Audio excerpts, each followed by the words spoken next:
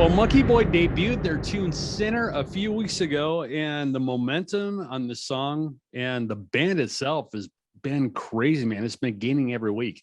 And it's not going to be long until they're in the top 20, and I'm playing them on our top 20 countdown every week. So it's time to learn about the Band of Virtue, and Damon is here to give me the scoop. How's it going, man? I'm doing fantastic, man. How about yourself? I am doing fine, man. You're here, so it's all good, right? Hey, it takes two to tango, so I'm looking forward to it, man. All right. I signed a Rise Empire and set the stage for me. What was it like? Where were you? What was going through your mind when you heard about the offer?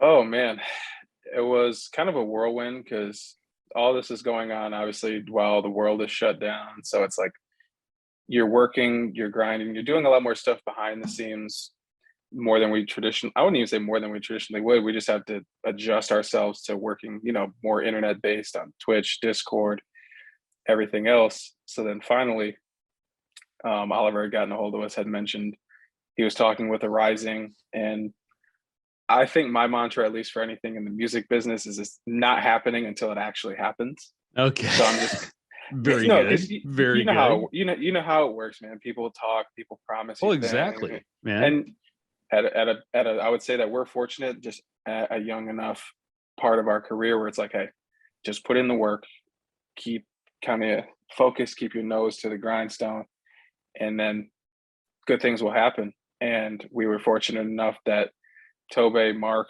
Robin, everybody else over there, they heard the tunes that we were working on, and they were, stoked, if not more stoked than we were at the time. So yeah, no, they've been great, man. It was great.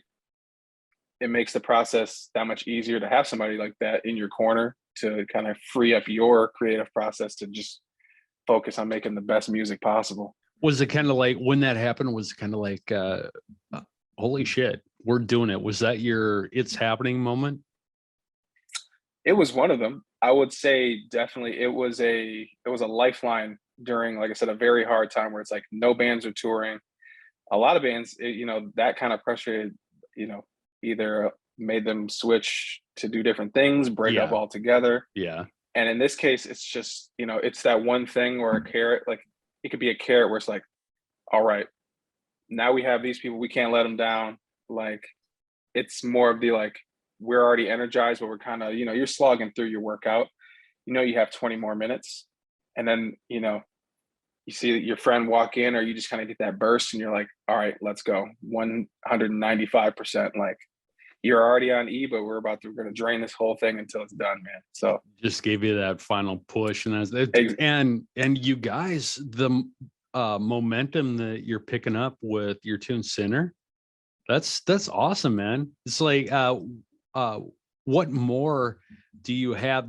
I know it's really early. There's a lot left in the Sinner cycle. What more do you have in your arsenal of tunes?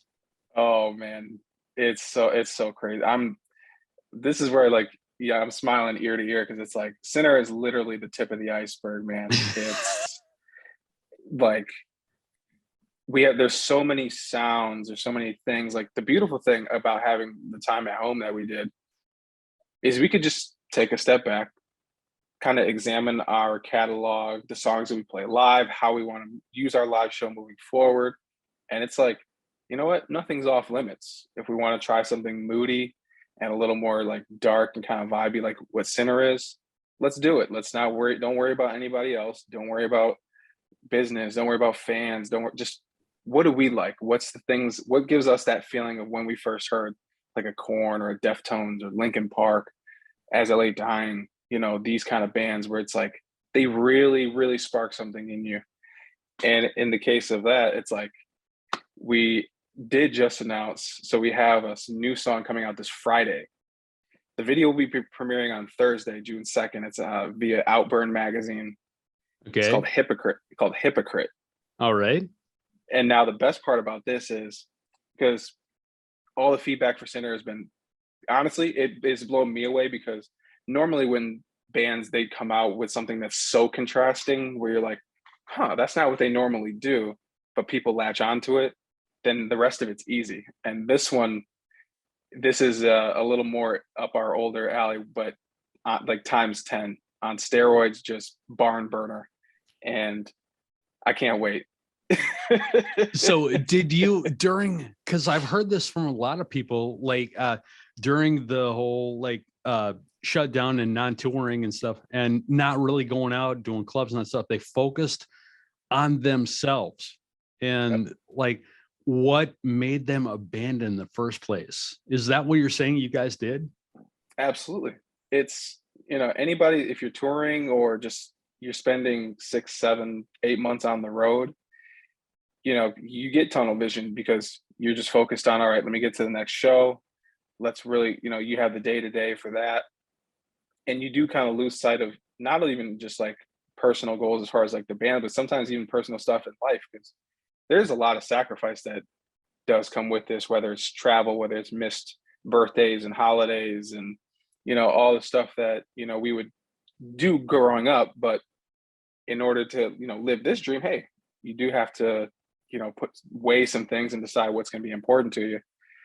And like you had mentioned before, this is a pretty common refrain, but how people are going to get there is different.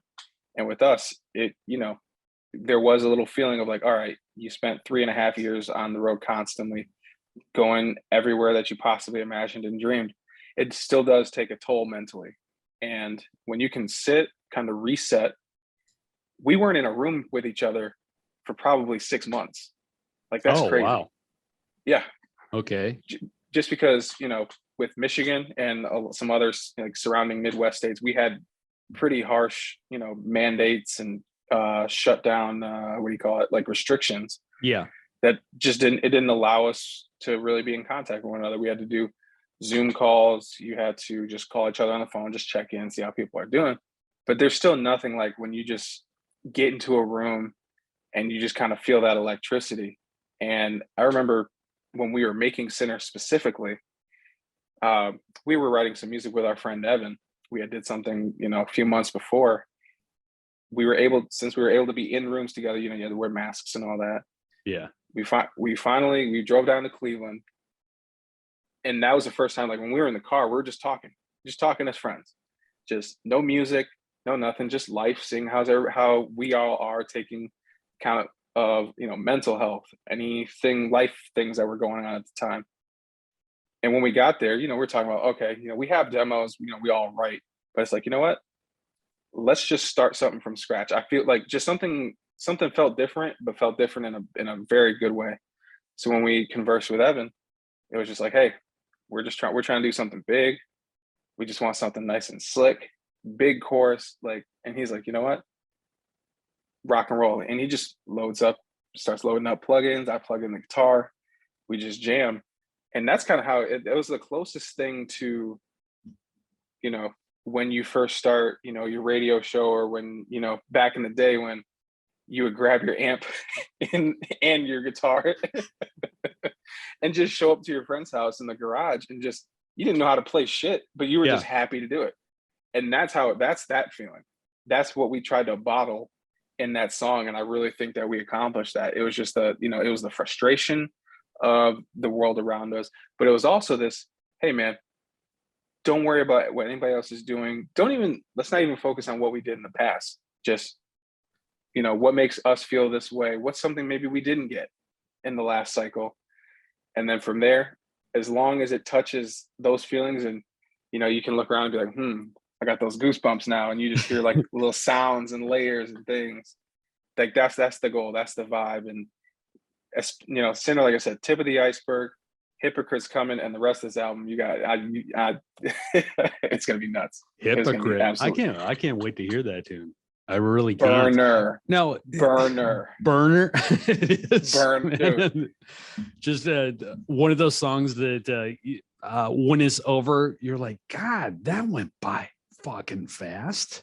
What and then the you hell? gotta hit it again, and again, and it's again that song specifically, man, is. I'm sure there's probably songs for you where it's like, as soon as you hear it, just the first 2 seconds, oh yeah, you're just like, yep, let's go. Like, It doesn't matter. We're on the journey the entire way. There's gonna be no skips. There's gonna be no fast forwarding or nothing. It's called, you just take it in and let it envelop you. Just, take you into that world. That's awesome. You said you guys are out of Michigan, right? Yes. Now everybody in the band, or did somebody gravitate towards there? So myself, Mike, and Tyler, we all live here. We're centralized in Lansing-ish, so we all, surrounding areas. We had our new drummer, Ryan. Now, we met him on the internet. Okay. No mincing that, but no, it's Tinder. It's super dope.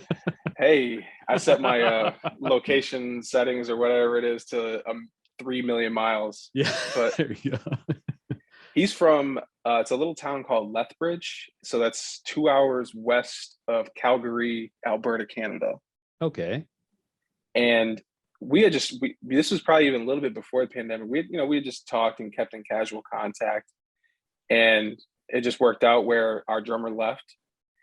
We weren't playing shows and weren't touring at the time, but then as soon as everything started picking back up, we got him out here again. Biggest thing for us, hang out, really be able to vibe, see how your personality is going to be. And he was hungry, man. He was on the same page that we were. And it kind of just felt like that whole process of like kind of getting back to the basics, really just rediscovering that love and that hunger for just creating music, ignore the business side.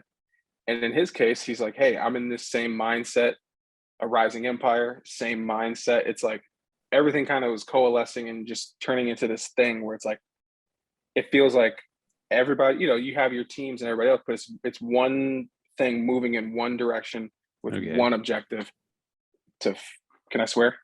Oh, yeah. Go for it, man. Fuck shit up. That's what I like to hear, man. So, did that happen immediately, or was it a thing where you're like, all of a sudden you had this realization, this guy is like on point, this is going to work? It happens over time. But the cool thing is like I'm sure, as a personality yourself, you can tell when someone's being genuine to you. You can tell if someone it's more of a transactional thing. But with him, there was there was an energy to him where it's just like, you're from a smaller town, he's played in bands before, but again, and this is the thing that's never lost on us, is that we've had the privilege, and I'm going to use the word privilege a lot when referencing this, to be able to travel and see different parts of the world, be exposed to different cultures, people, climates, and realize that the music that we're playing, music as a lifestyle, if you're able to do it, soak it all in, because it was taken away from us. It is now coming back, but some people never get that opportunity in the first place. Yeah. There's a lot of countries where, there's war, there's turbulence. The economy does not allow for, we'll call it wants versus needs. That was a life lesson that my mother taught me growing up. She's like, always separate the two and realize that one is not, doesn't go with the other. Mm-hmm. And in this case, with Ryan, it's like, we even explained all this. It's like, this is what's going on. These are, this is where we're at. And he's like, I don't care. I don't care about any of that. I just love this. I love, the bond that we have, everything that we've been talking about. Whatever we have to do to make it happen, let's make it happen. And when he said that, I was like, oh, he's a real one. Like, okay. he's in for you. Exactly. It's people that your actions are going to speak louder than just you typing on the internet or posting videos or posting funny stuff, because there's plenty of those. There's plenty of people that just want to entertain from the comfort of their couch. Yeah. But to actually get out, put in the work, you're playing the shows, you're writing the music, you're doing the business side, you're handling the social media, you're rearranging your life so that you can set yourself up to have that moment, where it's all going to coalesce and just become this beautiful thing that, again, it takes a team to really do this. It takes a team of the right people, because again, I've done this for a while. We've all been here. You've done this for a minute, man. It's like, you can tell. And again, you can see it's like, they might, you might be able to last, you might not. It's all about in the attitude, man. It's all in the attitude. Well, and I totally get what you're saying. Because you have person after person after person that, yeah, we'll do this. We'll do this. I'll help you with this. We'll do this. And then they're there for 2 weeks. And you don't hear from them for a couple months. And then all of a sudden, out of the blue, a phone call comes and, yeah, we'll do this. We'll do this. We'll do this. I'll do this. I'll help you with this. And then 2 weeks go by and nothing again. So Mm-hmm. I totally get what you're saying. When you have a person that works towards that goal for you, and you were able to find multiple people that, because maybe I find like one a year. Well, that's pretty much it. It's like so many people do so much talking. And now in Michigan, set the stage for me. You're a young high school student. Was it in your head that, yeah, I'm going to be in this nationwide act? I'm going to be in this band that's signed to a really, really good record contract. Did any of that go through your head? No, not at all. So you saw none of this coming whatsoever? Dude, no. And a little bit of my journey, it's kind of, I would say that it's a little accidental, but it's also something that it's kind of like a lifeline, man. Like if I go back to high school, it's like it kind of was, I was a little rudderless to say for Okay. like a lack of a better term. It's like, I'm doing what I guess you would say like normal or atypical, where it's like, there was a lot of, you're skipping class, I'm still passing all my stuff, but it's like, I'm not really trying. It's, hanging out, doing Did drugs. anybody try in high school? I know a couple people.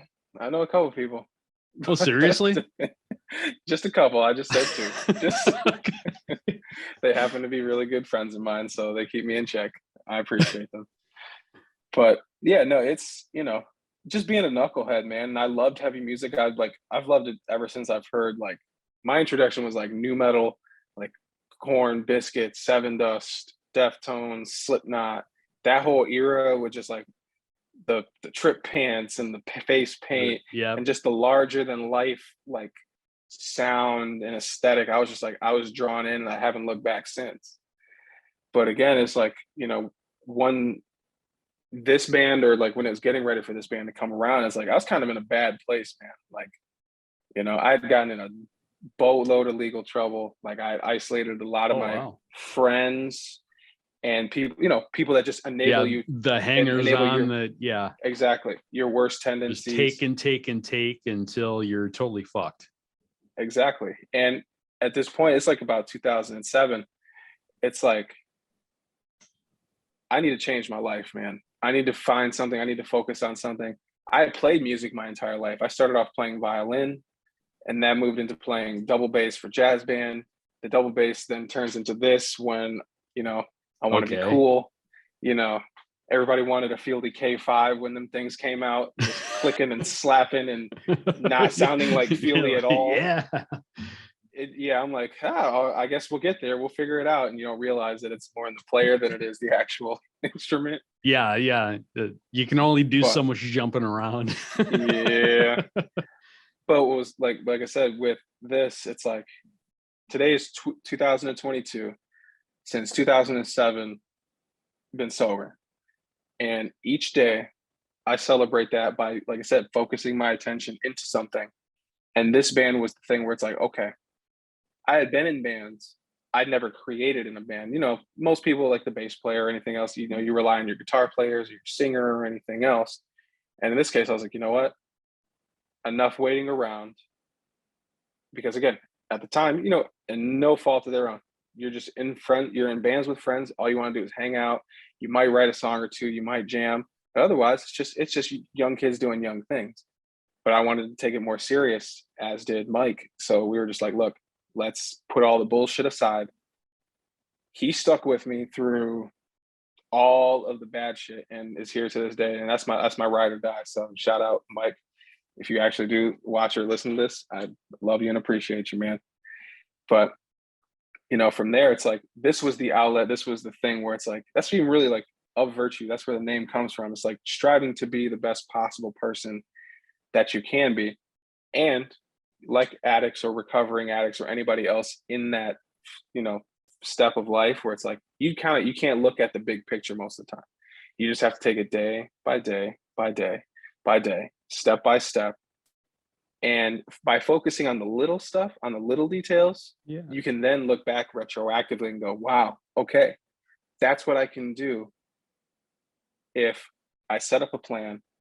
There is going to always be a big picture, but maybe, we'll glance at it, we'll keep it in the view. But let's just get these little things. Let's make sure we're drinking our green juice every day. We're drinking our water. Let's make sure we're practicing. Let's make sure, hey, if someone wants to talk to you, we make ourselves available. First impressions, I've learned a lot about those too, where it's like they are everything, but you also have to realize that some people, it's like there's context to things. I might be sick, you might be sick, you might be having a bad day, but I can still empathize with the fact of, hey, what's going on? Let's talk about it. Let's get it out in the open. And really just hammer home more of like the human side of this is day-to-day living, man. We can kind of distill it to you're born, you live your life, you're a teen, you're an adult, you work, and then you die. But then you miss out on all of the fun in between. You know what I mean? Yeah. And with what you're it's saying, you're hitting a lot of points that really, I'm not going to say make me mad. I guess annoy me because people don't think about other people. How are you? You were talking about somebody might be going through something like a certain day or something, and so think about what other people might be going through before you speak. That's one of the Yeah. biggest things in my mind is because yes, I've had interactions with people even through work that I've been like, are you serious? I mean, I'm talking about people who have never nobody's ever said a bad word about them or had a bad experience with them or something. And then all of a sudden the first impression, like you're talking about, the first impression is everything. And they're short and curt with me, and well, I guess short and curt are kind of the same thing, but they just want to move on and get going, and it's like, yeah, okay, whatever, just get on my face, radio guy. And then I realized later on that no, they were in the middle of like leaving their band at the time, and it's like, and this is as I was younger, before I thought about that stuff. Now that I'm older, I think about like, hey, think about what people are going through before you jump to conclusions. And it totally makes sense. Completely, everything you're saying is just really, and the name of virtue, I thought it was so cool. The contrast between a virtue and then the name of your song, Sinner. Yep. I was like, a virtue and sinner. I'm like, okay, how did that come about? How was that? Did that start in your head? You were going to do that, or did you have this song and you were like, holy shit, this actually works? Again, kind of a magical moment. Like with that one specifically, it's like when we were at the studio and we finally got the instrumental built, we just kind of were messing around with everything. We were listening to the song and like it just gave off such an intense emotional like response for me initially, where I'm just like, we can't do what we did in the past. And it's like we all sat there and we were just talking about more of our backgrounds. Evan was getting to know us a little bit more because up until this point we had only worked with him one time. And you're starting to build that rapport with different producers, different industry friends. But he was somebody where I was like, okay, I actually trust this guy. I think he's being genuine. Like he opened up to us. So, we just started explaining kind of where we came from, a little bit of this. And he's like, I've listened to your older stuff and you guys don't really talk about any of these types of like these kind of real life issues or problems. He's like, you touch on them, but you really don't dive deep. And that was the moment where it's like, everybody talks about, it's like, okay, where you get vulnerable, you get uncomfortable. This part of my life, I've never really spoken about publicly. I've generally wanted to, leave it behind. I didn't want to deal with the stigma that unfortunately does come with addiction, or come on the road to recovery, or how people view you. Because, sometimes people ask me like, oh, hey man, you want to smoke this? You want to drink? I'm like, no, I'm fine. It's cool. Like, I don't give you any other reason outside of that other than I Okay. just don't do it. I don't lead you to understand, like, no, I actually had a real issue with all of this. And that if I go down this road again, we wouldn't be talking. But he just, him, the rest of our team, the band, everybody else was like, hey man, maybe you should put this on wax, because guess what? And this is where I don't want to say it was kind of like a light bulb moment, because I know this, but it's also the action that really brings it to life.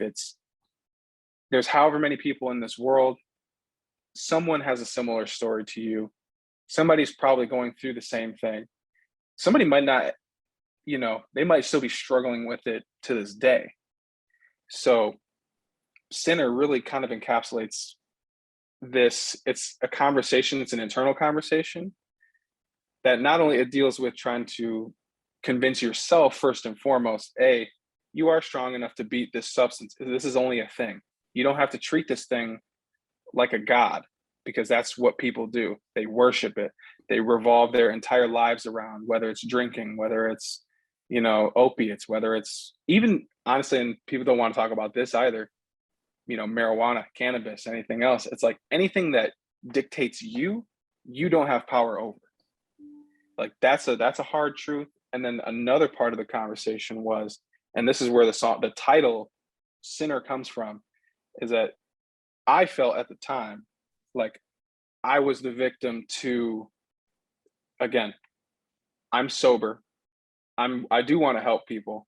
I help people that are kind of close around me, but I almost felt like I was doing myself a disservice by not being honest about who I am currently and about how I actually got here. Okay. So now this is that message of saying, like, look, you don't have to be ashamed about where you come from. You don't have to be ashamed about your past or any mistakes that led you to the person that you are now. If you're putting, again, one step forward each and every day, you're not perfect.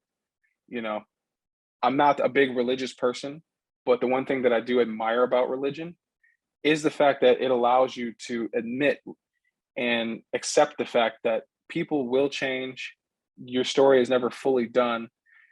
And as long as you apply, in their case, whatever principles, whether it's Christianity, whether it's Islam, whatever it is, it could be your own set of rules. It could be, like I just said, make sure you get 8 hours of sleep, drink your water, write in your journal, call and check in on your loved ones and see how they're doing, but also write down your own stuff and make sure you're doing that checklist for yourself, so that way, at the end of the day, you've done everything that you possibly can to achieve that best version of yourself. And that you don't have, if someone does come at you sideways or you're just having a bad day, you can look at it and go, you know what? I'm doing what I'm supposed to be doing. Maybe this person is also hurting and they're reaching out just in a way, that's a little more.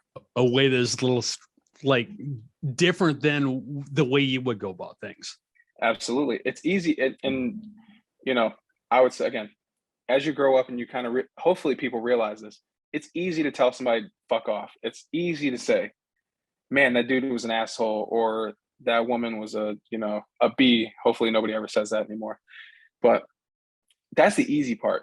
The hard part is, either A, taking it, B, being like, if they're willing and open to doing this, some people aren't, but even just being like, if it's a greeter at a store and they give you some attitude, like, hey, how are you doing? Smile. Because you know what? They might need that. They might just go, damn, I was being a jerk a little bit because of my own problems, but this person still reciprocated kindness to me. Now I'm going to go and do the same, versus if you're fighting fire with fire, everyone just gets fucking burnt, man. Everybody.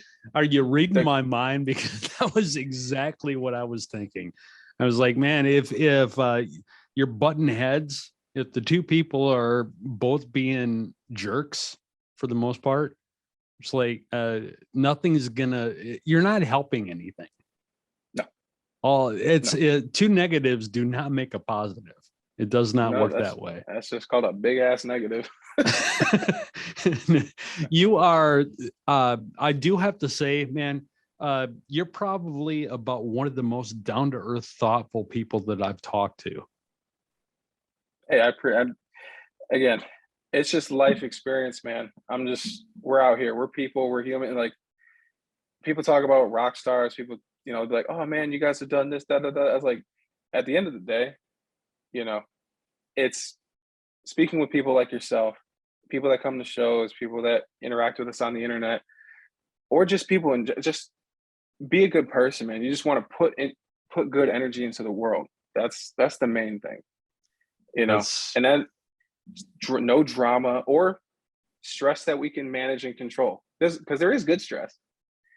We just yeah, want to yeah. we just want to have that. We want to have the good problems. We don't want to create anything or put anything out there that's just like, I guess would take away from what we're trying to do or from what other people can do. This is, you know how this game works, man. It's the game of life. It's unpredictable. It's crazy. You try to control what you control. Other things that are beyond your control, you can wish people well. Beyond that, just try to live your life the best as you can, man. I really, damn, man, you got a future in like public speaking. Like, damn, it's like, yeah, you should be a life coach or something. Ofvirtueband.com is your website, and what you had to throw that band in there. What is there a lot of virtue out there? Yeah, there was some domain issues. So people that don't want to give certain things up, and it's just like, all right, well, we'll just make sure that we're a band. We're a band. What other platforms are you on? Facebook, Twitter? Well, I know you're on Twitter. Yep. Twitter, Facebook, Instagram, TikTok, YouTube, everything, Spotify, any DSP, Amazon, Tidal. You can find Sinner. You can find all of our music anywhere and everywhere. So there's no excuses, people. No excuses. No excuses. No excuses. There is no excuses either, because like 5 stations in my radio group, 15 affiliates to this show, 120 countries. So there is no reason. And hell, there's like countless ways to listen. So yes, they're going to hear it. Let's see. Oh, yeah. No, I'm not going to make the OnlyFans joke. I was just thinking about that. I was like, are you on OnlyFans? No, it's not that pretty. Sorry. Well, you're a sexy bitch to me. And it's like, hey, there we go. 1 subscriber, people. $59.99 a month or whatever it is. I don't even know how that works, man. I thought it was like a Patreon where you like they had separate levels. They might. I'm gonna be honest. I've never actually participated in that movement. I respect it. However, people are gonna get that money and hustle, because it's like, well, okay, let's talk about that. You said to respect it. How do you respect it? I really can't respect anyone who like they're taking the easy way out. It depends, because I know that OnlyFans it's not just I think it's been advertised now and popularized as more of like the we'll call it like the lewd. Whether it's started nudes out or semi-nude. It started out as like a content sharing or yeah. And in my case, I do respect it, because growing up with just how our society has, and I'm just going to speak strictly to like, the women in my life, women that I've come in contact and encountered, strong women, people that it's like, hey, we've gotten to the point now where we've grown up and been exploited, whether it's in popular media, whether it's, shit, you're old enough to seeing Girls Gone Wild and what that asshole did, and made all that money, sexual assault, sexual harassment, illegal contracts, all this other stuff. You're just exploiting young women who want this like fame or this idea of whatever you can provide for them. The actual porn industry, and all of its warts and everything else, because that's a completely different game. Yeah. When it comes to what I respect about it, and like, would I participate in it? Probably not. But it's the fact that someone literally takes ownership of it. Like, this is also what I tell people when I've came in contact with, because sometimes, and race unfortunately is still a thing, and it will probably always be a thing as long as I look like how I do, you look how you do, and Exactly. somebody We're just all, whenever there's somebody different than somebody else, there's always that people get scared when they don't understand something. And in this case, kind of how I'm going to put these two together is like the N word, for example. Everyone knows the origin of where it came from and how it was used, how it was perceived. But now we're in a time where Black people, we've taken that word and you've made it your own word. You've made it to where it is more of a term of endearment, or you're referring, it's a noun, it's a this, so it's a thing. Its meaning has morphed over time. And us as a people, we took that word back. I don't use it. But again, I respect the fact that it's like, you're going to acknowledge its existence, but it no longer stands for that anymore. In the case of OnlyFans, with women, their bodies, with all the laws that are being passed, with, the people trying to control abortion rights or birth control or anything else. And it's this constant, we're trying to keep that ownership over your autonomy. And people are saying, no, I'm not about that at all. Even if it's something as simple as me posting this bikini photo and me making the money for it, no one else gets it. I will pay my taxes. I'll do whatever I need to do. So people out there, just remember, OnlyFans, they do take that 33%. So just make sure you put that aside. Just want to put that out there just so you don't get fucked up. Continue to make your money, do your thing. But again, that's where it's the taking the power back from these mainstream forces and old school bullshit rhetoric things where it's like, this is how we want you to be. This is, how we envision you. And you're like, no, this is not how we're doing that. If I want to be sexy, I'm going to be sexy. There's still a whole other like gray area with this, but at least in that respect, as far as the OnlyFans or anything else, the sex workers or people out there that are taking the precautions, doing what they want to do, and making a living off of it. Hey, I got nothing but love for you.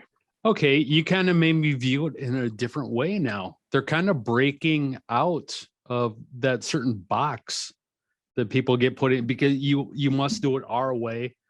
And instead of doing it their way and doing what they want, they're actually becoming their own bosses of their bodies. And and the craziest thing too, man, is I do know a few people. I'm not going to put any names out there because I know they wouldn't want me to do that. But it's like, maybe that's the first step where, hey, I'm feeling more comfortable with, maybe I lost a lot of weight and now I want to, do this. But maybe them getting into that mindset or that mode of thinking where it's like, okay, I treat this like a business. Who's to say that 10 years, 15, 20 years down the road, you don't see people, you're like, whoa, hold on. That girl was on OnlyFans, but now maybe she might be a senator. Yeah. Maybe she might be a elected public official. And we can actually look back and go, you know what? We're not wrong for actually taking normal people, which is supposed to be the case, and then elevating them to these important positions, or a movie director, or a doctor, or a pharmacist, or so somebody. It's like, just because you show off your body doesn't mean that you're, this like illegitimate, kind of cancer to society. That's the shit that is being phased out a little bit, but we need to do a better job of doing that. It's like, look, man, it's just like how record labels are. We saw what happened in 2000 with Metallica and Napster and all these people that were like, oh my God, I can't put 2 singles on a 20-track album anymore and still make $10 million.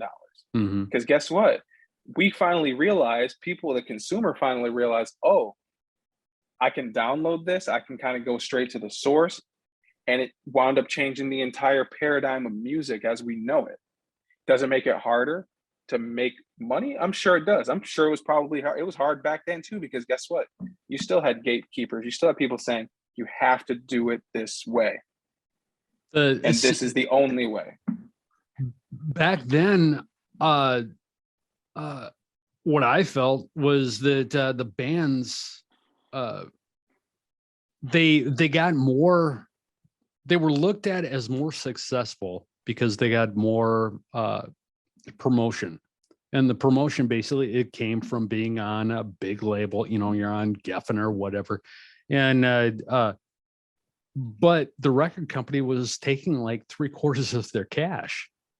More than that, man. And now it's like the bands have control of their merch. They have control of their music, you know. And that's another thing too. They're not selling their catalogs of music. You don't have like a band who makes music for like 15 years and the record company owns all their songs and they have nothing. You remember what Prince went through? Oh yeah. His whole thing with the slave and the record company is like, it took him forever to get the rights back to his songs.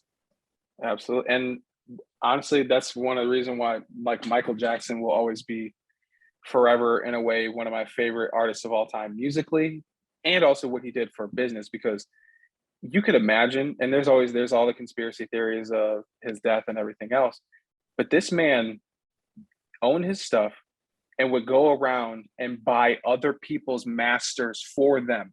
Yeah. To give them back. Give them back. Yeah. Give, not sell. Give. When you have that kind of power, when you are that type of eternal musical figure, again, the other stuff, that's a whole different discussion, but simply in that realm of business and music, it's like, if you are a titan like that and you wield your power in a way that disrupts and is creating the ecosystem and the atmosphere and is contributing to what I'm able to now use and flourish and not have the same issues, it's like having a child as a parent and going, you know what? I made these mistakes. I'm going to do my damnedest to make sure that you don't have to go through that because I did it for you.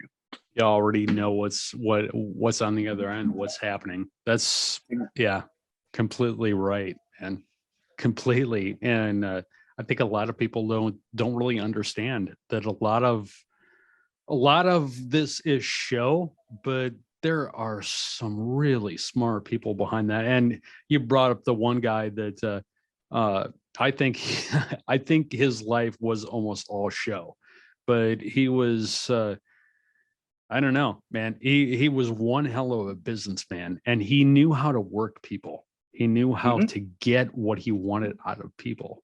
And I think that's part of what made him so successful too.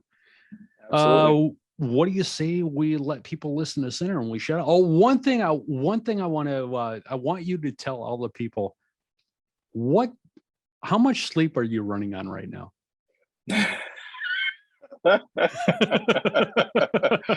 Zero. And why is that? So one of my professions, I deal a card game overnight. I also do some grocery delivery in the meantime.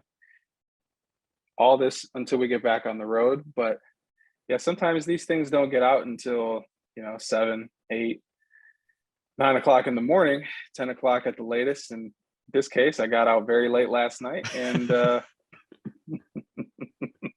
rocking. We're still here. And now you're here, actually sounding like more intelligent than I would if I was operating on almost no sleep whatsoever. Well, we're gonna thank our good friend the 7-Eleven green juice and water and a little bit of coffee to get us through a little bit. And also right now you're just thinking to yourself, will you please just shut up so I can go to sleep? Oh no, I can't. That's the thing, is my day has started. I have too much other stuff, and we're rocking and rolling, baby. Jesus. Okay. Yeah. Well, you have a great rest of your relaxing Memorial Day. I don't know. Sinner, this is the tune from Of Virtue, and you are going to hear this a lot on this show in near weeks. I know you are. Sinner from Of Virtue is right here, right now on Real Rock Nights.